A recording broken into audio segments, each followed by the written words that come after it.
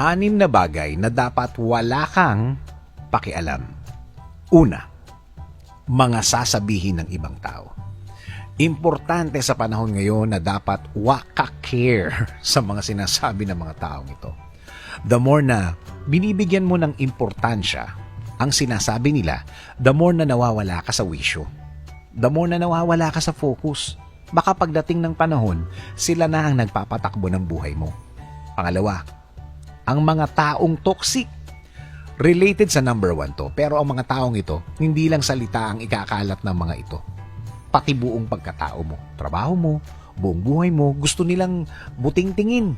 Malalaman mo agad kung sino sila. Sila yung madalas na nagsasabi ng, may isi-share ako sa iyo, ha? Pero huwag mong sasabihin sa iba. Sa ngayon, iba ang biktima niyan. Bukas, promise, ikaw na ang biktima ng mga yan. Pangatlo, edad mo. Pwede ba? Tama na yang matanda na ako para simulan ng isang bagay na gusto ko. Sa buhay na ito, as long as hindi magagalit ang Diyos, go! Tama na yang edad ang basihan kung kaya mo ang isang bagay o hindi.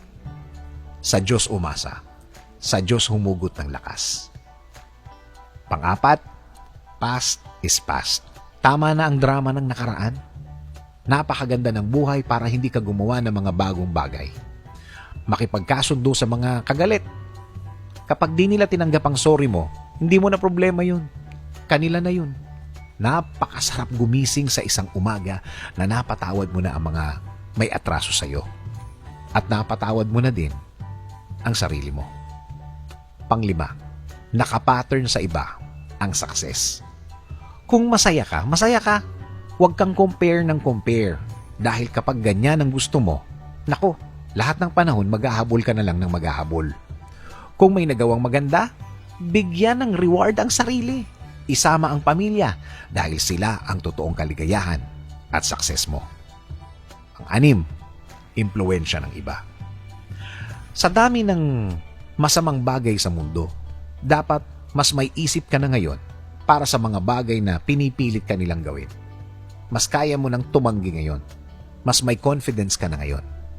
Mas kaya mo nang gawin ang mga moment na stop, think, and pray.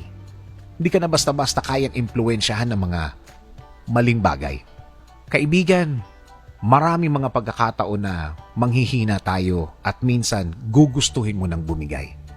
Pero hugot lang ng lakas sa Diyos. Ipagdasal na bigyan ka niya ng lakas para tanggihan ang mga maling bagay na ito. Para sa iyo at sa pamilya mo na rin. Sabi nga sa 1 Corinthians 10-13, wala pang pagsubok na dumating sa inyo na hindi nararanasan ng ibang tao. Tapat ang Diyos at hindi niya ipahihintulot na kayo'y subukin ng higit sa inyong makakaya. Sa halip, pagdating ng pagsubok, bibigyan niya kayo ng lakas upang makayanan ito at ng paraan upang malampasan ito.